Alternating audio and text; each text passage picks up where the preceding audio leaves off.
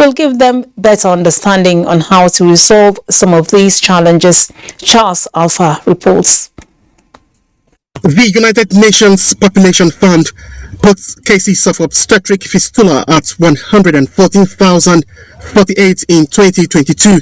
And in 2022, Global Gap Index saw Nigeria make more progress in the area of economic participation and gender gap, but ranks poorly at 123 out of 146 countries in education, health, and desperately needs the national gender policy in full swing if it must make a significant leap in discrimination against women, girls, and people with special needs.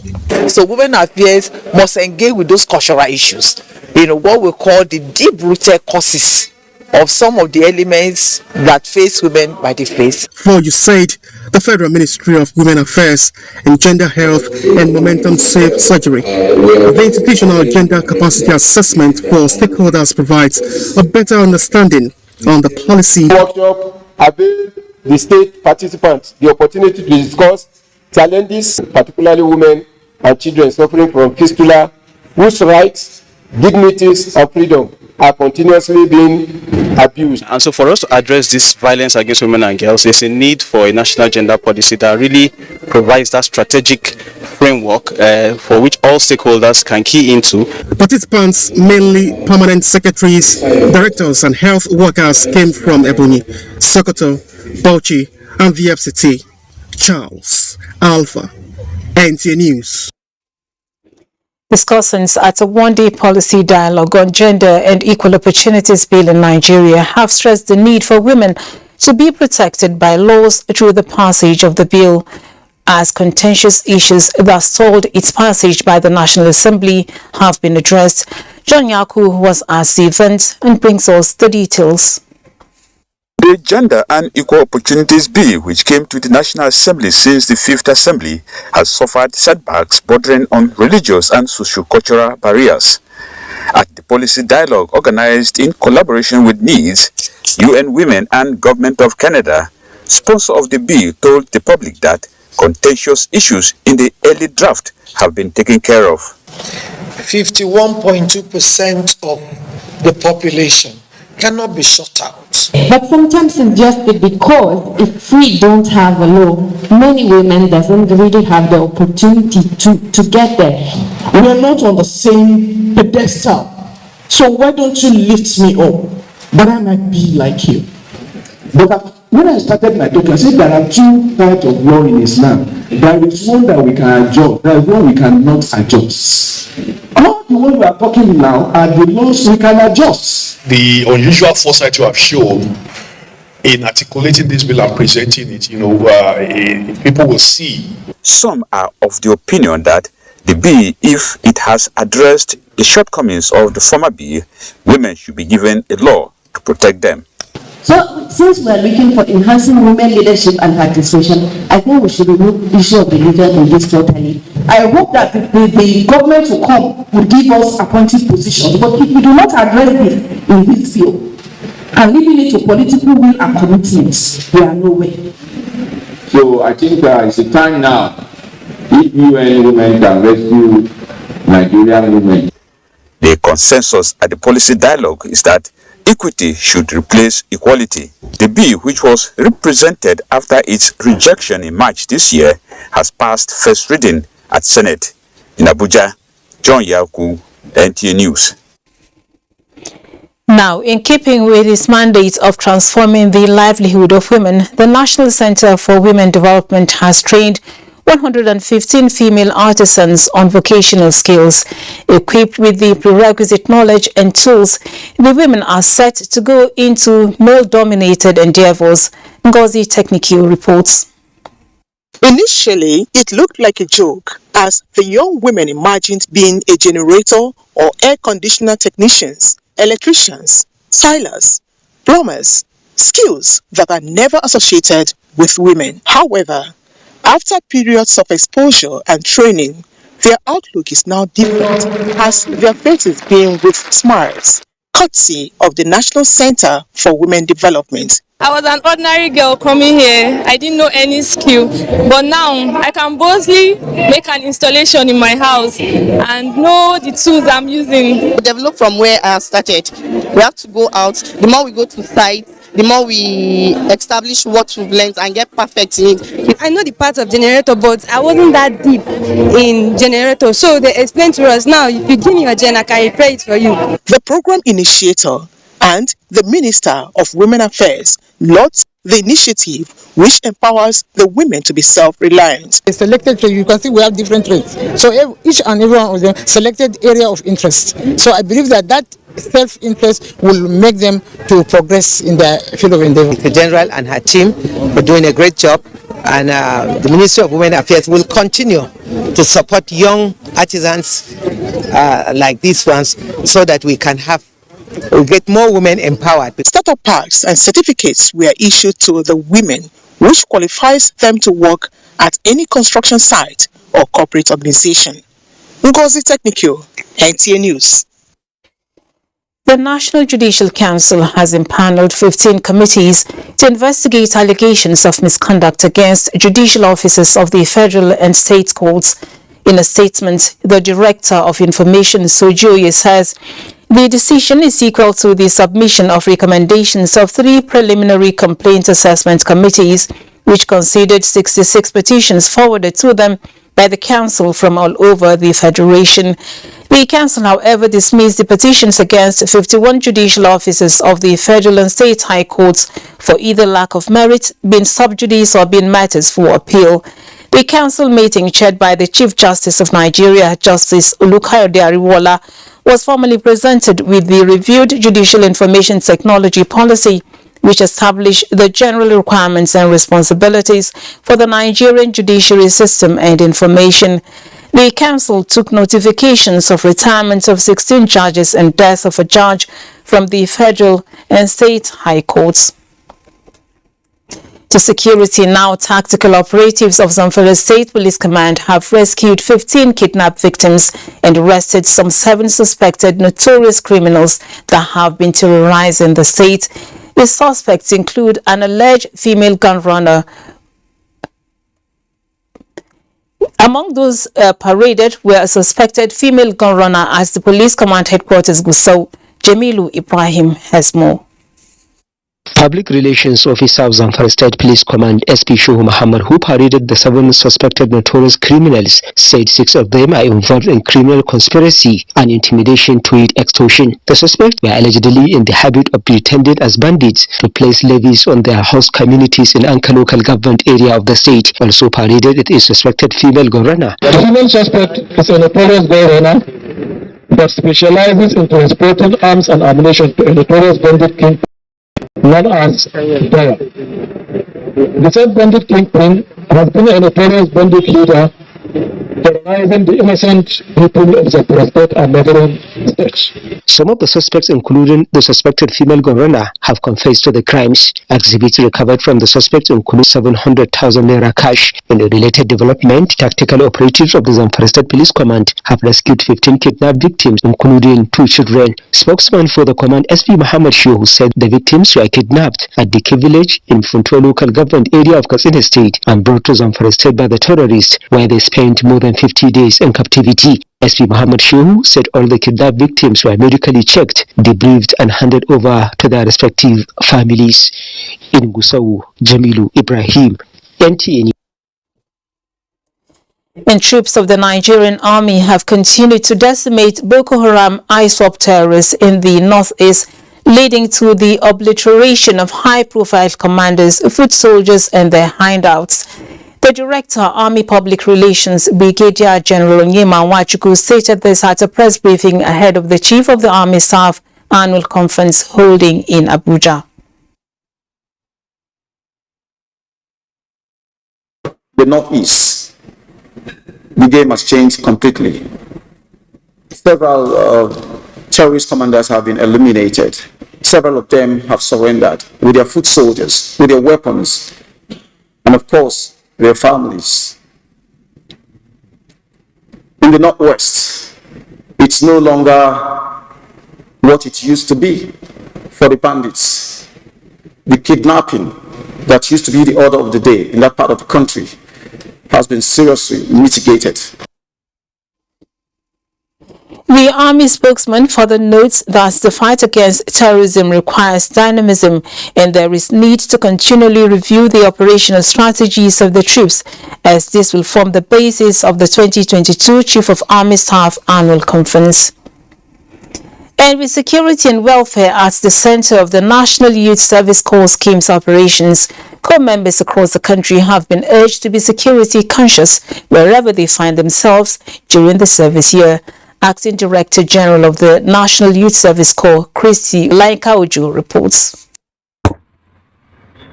This is the NYCFC orientation camp at Kubwa, and for the next 1 year, these prospective corps members, upon completion of their entire registration processes, will be posted to various establishments to render selfless service to their fatherland. Monitoring the registration exercise for the 2022 Batch C Stream 2 orientation course in its second day across the country, the acting NYC Director General encouraged the youth corps members to be security conscious. They must not travel in the night, and they should be security conscious. They should also board vehicles in designated parks, and they should not take any ride from an unknown person. Through the entire screening process. Divine Ojo, a graduate of Fine and Applied Arts from the University of Benin, is one of them. To provide services, whatever services I have required to others around the country, not just services but quality services. Interestingly, the NYSC Skills Acquisition and Entrepreneurship Development Program, restricted to youth corps members alone, has now incorporated staff of the scheme. Camp officials take part in these programs to learn one skill or the other. The Acting Director General during the visit encouraged security agents on camp to be more proactive in their duties and ensure synergy with other camp officials towards the success of the 2022 Batch C Stream 2 orientation course. Olainka Ojo, NTA News. And Nigerian youths have been cautioned against being used to perpetrate violence, especially in the forthcoming 2023 general elections. This formed part of the discussions at a forum of peace advocates under the umbrella of the Twani Foundation.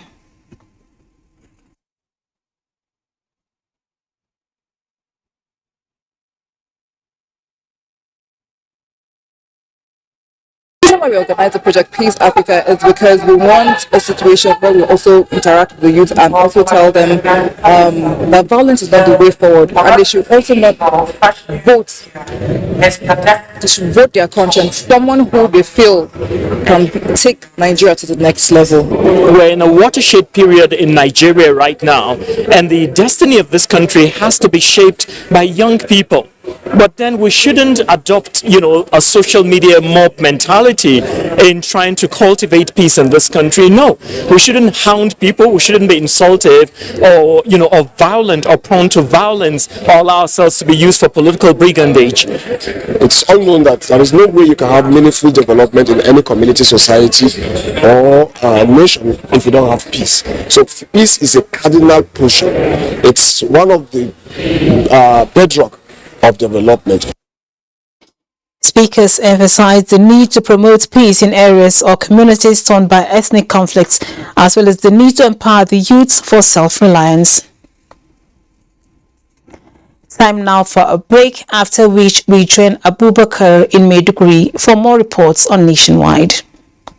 Syrians, elections are here again. Let us shun violence. Let us play the game according to the rules. Do not be a thug. Say no to violence. Let's rise and defeat violence, crime, and sabotage against the peace of our nation. Nigeria is the only country we have. We must do everything to keep it united. Hate speech, religious bigotry, and any act that tends to divide us as a nation. Watch out for strange gatherings and suspicious movements. Restrict access to sensitive documents and data, the disclosure of which may damage national security. Educate your staff and family, particularly on measures to safeguard information and report security breaches. Apply relevant legal security guidelines to protect yourself and your neighbors. Due to misinformation and wrong choices, some idle persons resort to vices in their greed to get rich quick. They resort to kidnapping, killings for rituals, and other heinous crimes. Avoid wrong use of the social media. Before you broadcast that false message, think twice. Ask whether it will promote peace or violence. For safety at home, still be security conscious. Educate your household on safety tips. Report all suspicious movements and persons to the security agencies nearest to you. Be a good citizen. Be patriotic. To pass security information, please call 0813-222-2105, 0915-339-1309, 0908-837-3514, or send a mail to dsspr@dss.gov.ng. This message is from the Department of State Services, DSS. Weekend File, your Saturday delight, going to places from the obscure to the hinterland and cities, bringing you development stories and perspectives, connecting the people with government and stakeholders on critical issues of our national life. We are live in Abuja. It's 9 p.m. every Saturday on the network service of the NTA. Weekend File. You can't afford to miss it.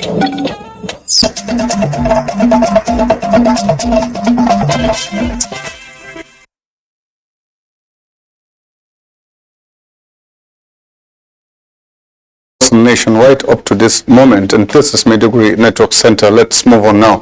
Victim Support Fund, VSF, has flagged off second phase of the Borno State government's program on return and resettlement of IDPs, where about 6,000 households from 9 local government areas of the state taking refuge at Gubio IDPs camp are set to return. Here are more details of the story.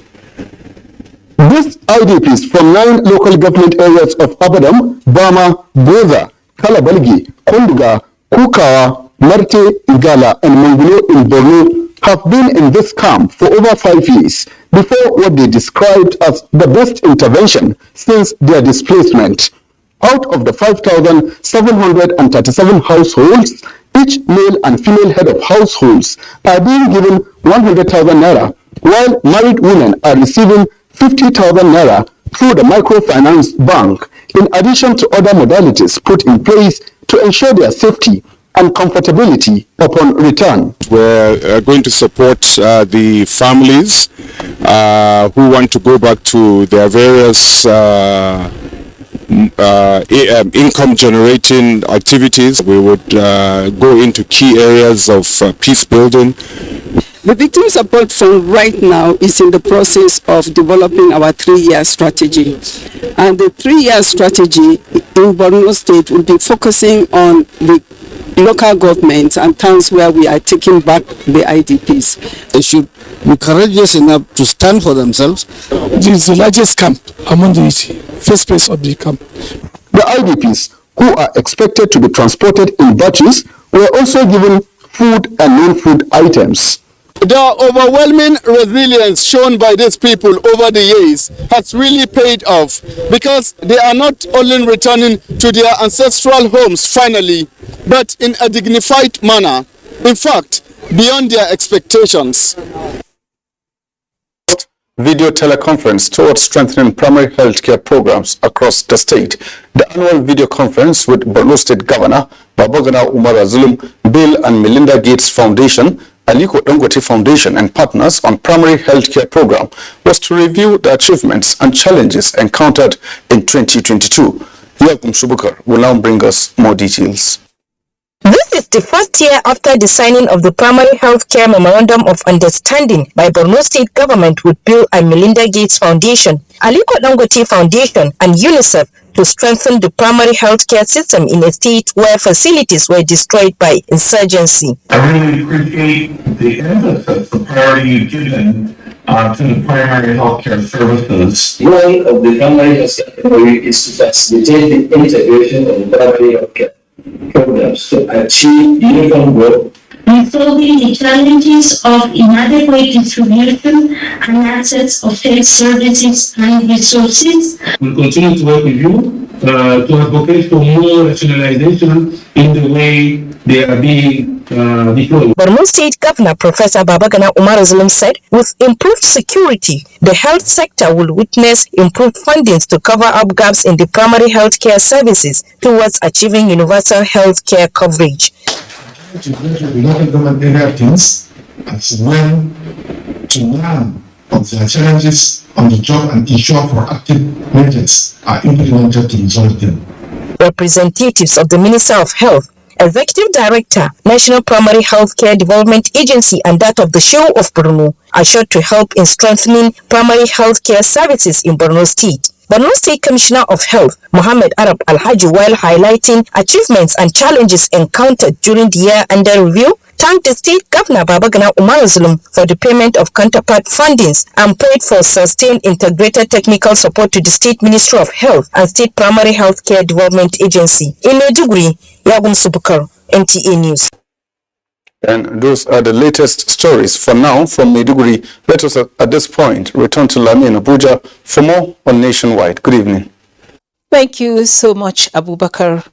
Chairman of the Independent National Electoral Commission, INEC, Professor Mahmoud Yakubu, says ongoing efforts by some unscrupulous elements to delegitimize 2023 general elections will not succeed if the media remains professional. He said this while addressing a one-day strategic interactive meeting with line editors in Lagos. The INEC boss, who also frowned at violation of electoral laws by political parties during ongoing campaigns, appealed to the media to join the solidarity against fake news and disinformation. Now, for everyone to take responsibility in the security of lives and property of citizens before, during, and after the 2023 general elections, as it is usually said that security is everyone's business, then the public must be abreast with what constitutes offences in the Electoral Act 2022. That is the essence of the meeting between the National Orientation Agency and the Police Community Relations Committee, FCT chapter. Kenneth Nanim reports. The pre-election violence being experienced currently in parts of the country is raising concerns on the credibility of the outcome of the 2023 general elections. Now, the National Orientation Agency and the FCT chapter of the Police Community Relations Committee, PCRC, are putting heads together, charting a new roadmap towards assisting the police as a lead security agency to provide the needed security during electioneering campaigns and beyond. Critical stakeholders ourselves in ensuring a peaceful, inclusive, and credible general elections. We all have roles to play. Exposing the provisions of the Electoral Act of 2022 with regards to electoral offences, violence and crimes. The lead speaker noted adequate sensitization of the people as key. By the time you let them know the consequences of this violence on the development of their community and the progress of their people, they will not wait until somebody from elsewhere comes to talk to them. When they know the law, that this is the law, this is what it entails during the election period, the citizens themselves can arrest. It's not just the police that can arrest. You can only arrest when you know what is right and what is wrong.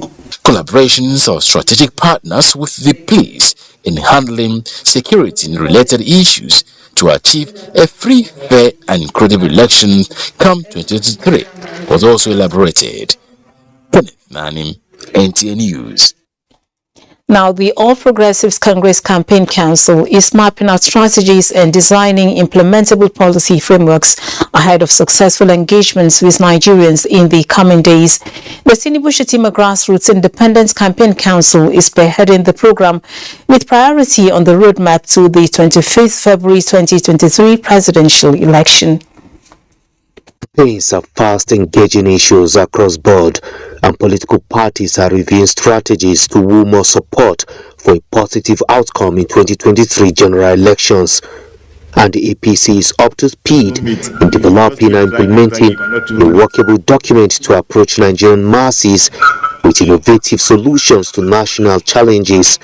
We take into consideration all these positives, and then harmonize it into deliverable messages and programs, to present, to Nigerians all over. I believe that we're in a very, very good position going forward. And by the grace of God, our party and our candidate will win the 2023 election. I'm hopeful that in the next 48 hours, before the end of the week, we should be able to get a working document from the Policy and Strategy Committee.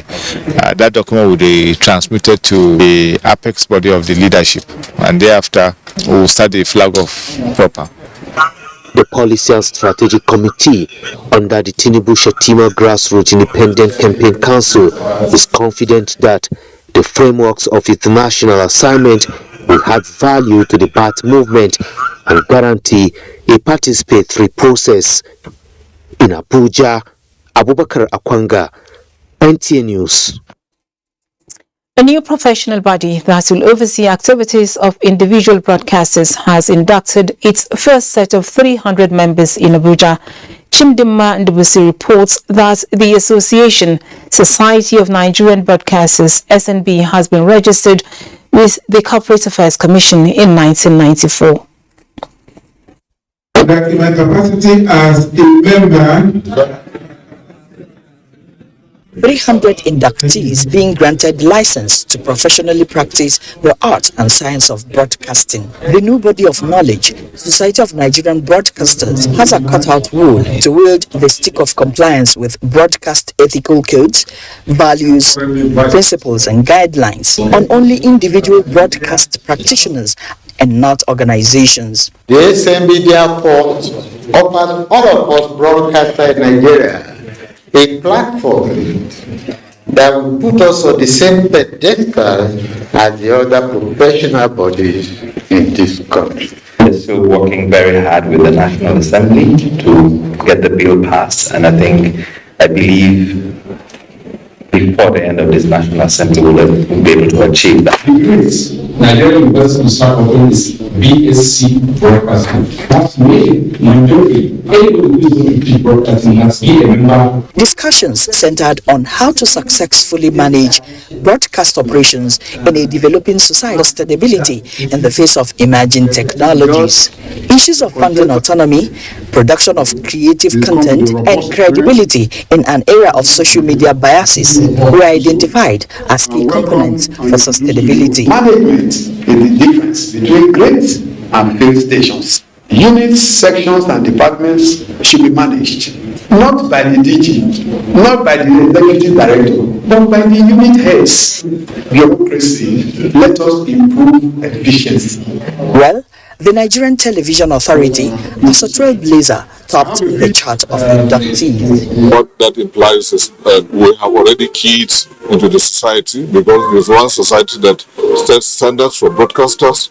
That I think is going to enhance our duties and our jobs, and professionalism will come to play. Hajia, who has been in the broadcast world for 3 decades now, is elated that a guiding body has been born in Abuja. And here comes the sports update. The Stephen Keshi Stadium, Asaba, is a beehive of sporting activities with massive... NTA International, live on your TV, computer, iPad, tablet and phone. Log on visiontv.co.uk and click on Entertainment.